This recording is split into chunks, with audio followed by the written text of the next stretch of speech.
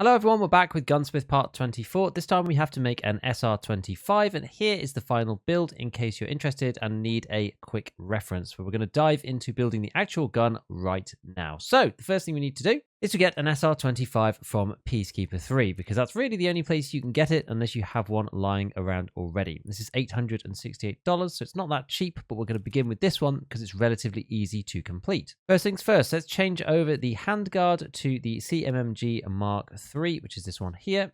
Stick that guy on. And then after this, we need the KAC PRS QDC silencer. Fortunately, we don't actually need to change away from the flash suppressor kit. We can just put the PRS QDC right onto this stock one straight away. Then we're going to need an SE5 grip. So we need a 4.1 inch rail first. And then there are actually two. There's the tan version, which does not work. So don't use this. You need to use the black version. Unfortunately, this is more expensive on the fleet because it unlocks after completing this particular quest. Then we need a PRS Gen 3 buttstock. So we can just leave the tube as it is. I'm going to put on this thing here, PRS Gen 3 in black. Just stick that on. Then we need a HK Ergo pistol grip. This is this big one. It's the old metal one, the one that's slightly heavier than the Growl. You can buy this one and stick it on, and that's all we need to do. Then for some of the other bits, we need a D-Bal, so you can put any rail that you like on here, and then add the D-Bal flashlight and laser combo, which is this one. Tactical device from Steiner. Bam. We then need a Fastfire 3 on a 45-degree rail, i.e. the canted. So this is the NC Star backup mount, which we click on here. And we put in the FFWB base, and on top of that, we use the Fastfire 3 reflex from Barris. Then we swap over the magazine to the 10-rounder, and there is only one, so that makes that nice and easy. And then finally, we have to add the FLIR. The FLIR scope is quite expensive, but it just attaches directly onto the weapon, like so.